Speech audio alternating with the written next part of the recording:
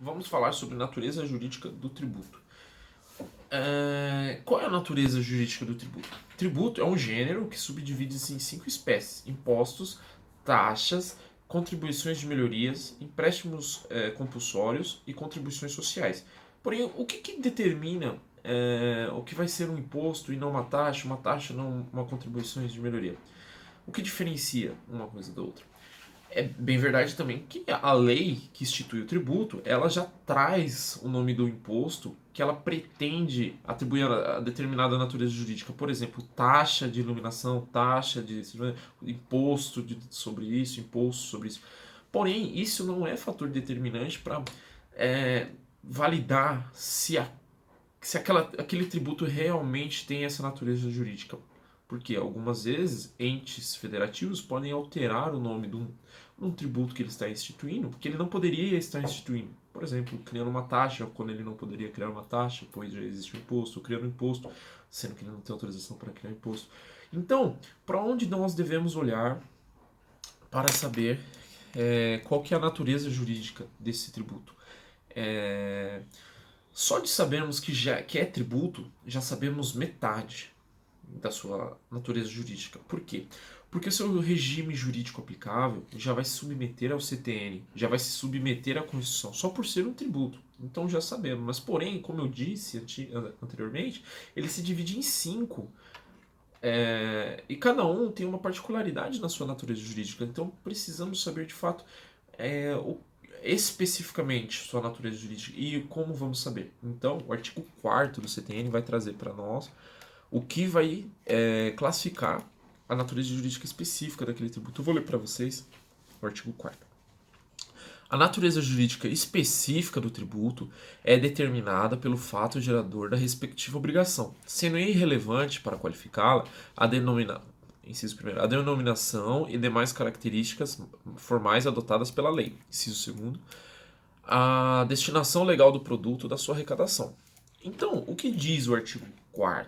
Ele está dizendo claramente que devemos olhar para o fato gerador para definir a natureza jurídica específica de um tributo e não devemos olhar para o fato gerador e não devemos olhar para a denominação e demais características formais e segundo, a destinação legal do produto da sua arrecadação. Então não importa para onde o dinheiro vai e não importa como a lei chama aquele tributo e suas demais formalidades adotadas pela lei.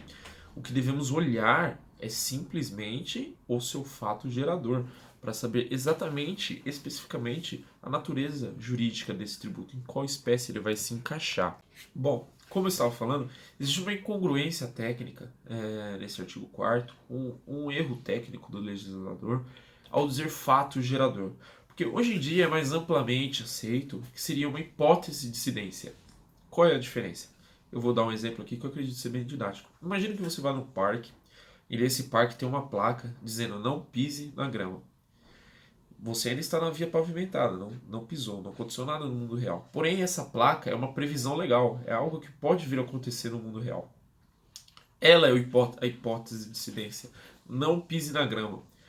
Porém, a partir do momento que você se movimenta, a ação de você pisar realmente no mundo fenomênico, no mundo real, você pisa na grama, você realiza algo que aquela placa estava prevendo, aquela situação hipotética, aquela hipótese de incidência, existe a subsunção do fato à norma, e aí sim é o fato gerador que o CTN traz para a gente. Esse fato gerador vai ser decisivo para a instituição da natureza jurídica específica do tributo. Esse fato gerador que vai definir se é um imposto, se é uma taxa, se é uma contribuição de melhoria.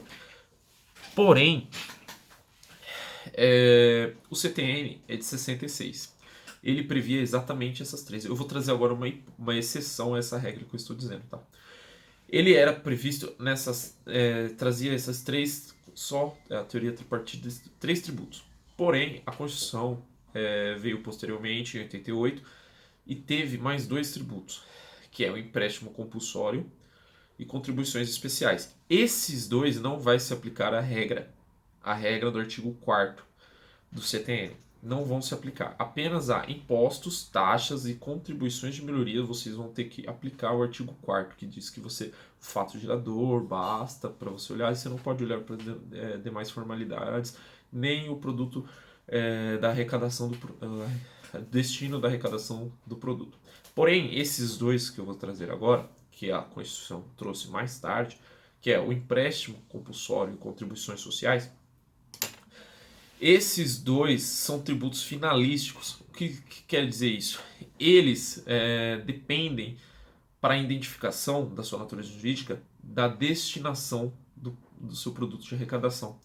Isso vai ser fator determinante para a sua nomeação da sua natureza jurídica. Por quê? Porque por muitas vezes eles vão ter fatores geradores, fatos geradores, hipóteses de incidência exatamente iguais aos de imposto.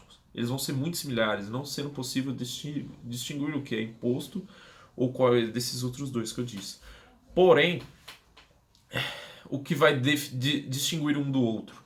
Exatamente o que o CTN, no seu inciso 2º, veda, que é a destinação legal do produto da sua arrecadação. A destinação legal do produto da sua arrecadação vai definir qual é a natureza jurídica desses dois tributos. Então, em resumo, se eu não fui muito claro até agora, em resumo vai ser assim: para impostos, taxas e contribuições de melhoria, vale todo o artigo 4º do CTN, que você deve olhar o fato gerador e não deve olhar aqueles dois incisos.